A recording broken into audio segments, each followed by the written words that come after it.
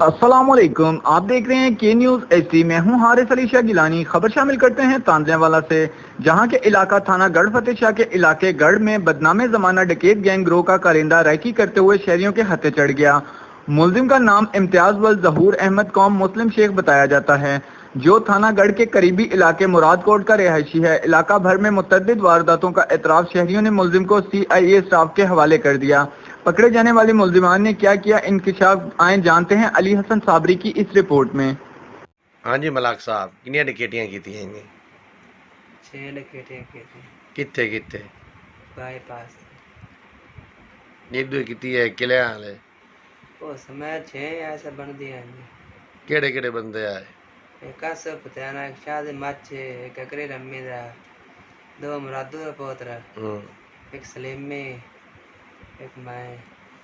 اچھا، تے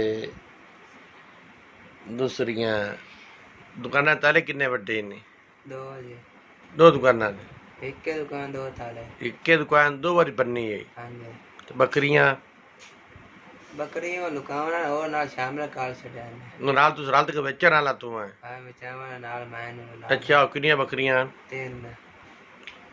تے اور کی کیتا ہے؟ روٹی ٹھیک ہے لکائی آئے کتوں؟ گاڑی چ۔ اچھا، تے اللہ تیرا بھلا کرے۔ گاں یہ تیرے بدی رہی ہے سندیلے والی؟ وہ امی تے پیادی لیندے آئے تو بننا تو ہے؟ بندے ہونا تو کو ستا پہ سن گھر آ گئے۔ ہاں، تیرے گھر ہی نا؟ ہاں جی، میرے گھر آئے۔